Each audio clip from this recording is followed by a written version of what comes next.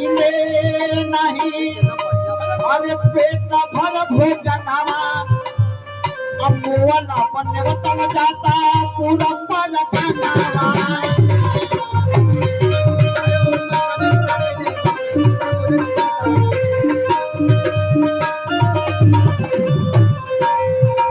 जियता भर केहू ना पूछता कि पापा खैला हो कि ना खैला हो, लेकिन जब वह आत्मा ये शरीर के छोड़ के चल जाते तो पूरा परगना पूरा जिला जवाब में उतर जाता।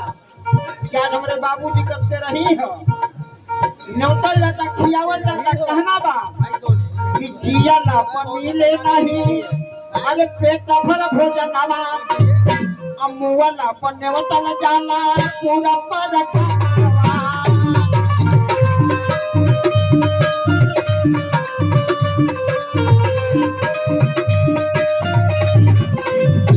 अयौरी लोग करत का बा, अब पीपरे पे घंटा लटका जाई, बुढ़िया भुला जाई।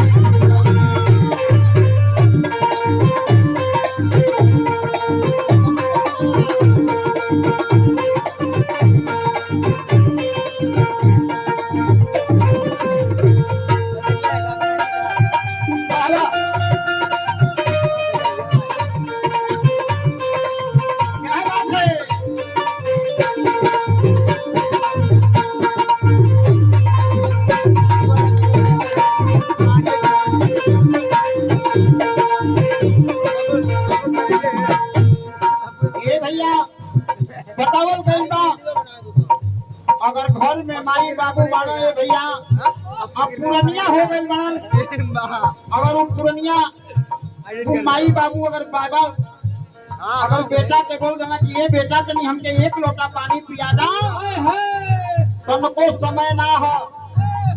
देखा पापा के उसे मांगला, पतोहिया से मांगला, पुतवा से मांगला, लेकिन उनकी लगे समय ना हो। अगर पतोहिया से कहल गई तो पतोहियो कह दिया कि तनी देखा ध्यान अबे रुका ले आवत, लेकिन ध्यान दिया जा कहना बका कि जियल अपन मिले नहीं, अरे एक लोट पनिया, एक लोट पानिया हो, एक लोट पानिया।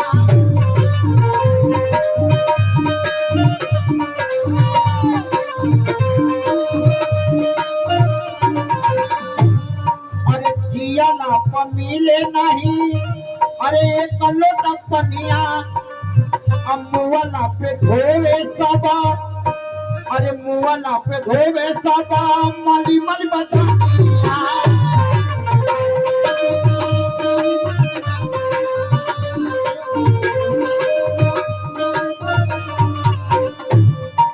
जियत भर में एक लोटा पानी ना मिलता। और ये विनोद भैया की तरफ से आज बाबा की रही में श्रद्धांजलि में 20 रुपए का मुद्रा प्रदान कर, लेकिन कहना बा कि जियल अपन मिले नहीं, अरे एक लोट पनिया अम्मुअला पर धोवल जाता, अरे मली मली बदनिया। मुअला की बात या शरीर के बड़ा घी दूध से धोवाता, धोला की बात में लोग करत का, अरे सेंट वाली, अरे सेंट वाली सीसी ढाका का आई जाई, बुढ़िया भुला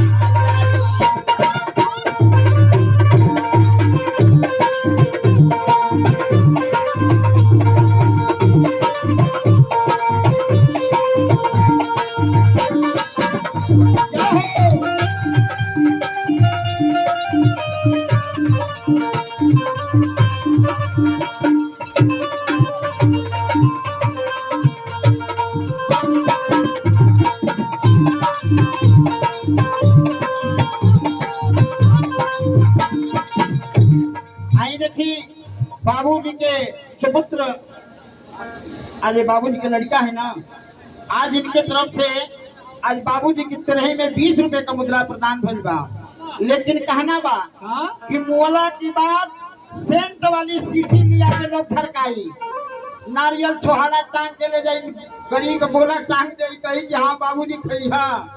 लेकिन जौले जियत रहो तौले केहू उनके लगे ना जात रहे कि हाँ बाबूजी कैसे तू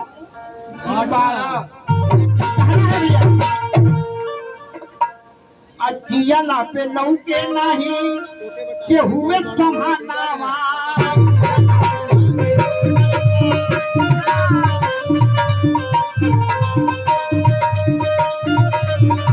ए भैया जबले बाबूजी जियत रहलन कितना दुआरे पर भीड़ ना लगत रहे कितना आज भीड़ लगल बा कि जियला पे लौके नहीं के हुए समानावा अमुअला परोला तारे पूरा खानदाना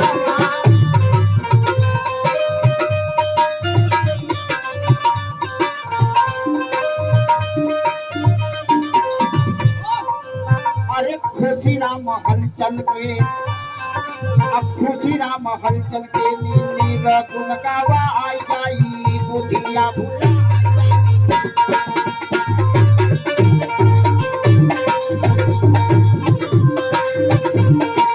Hey!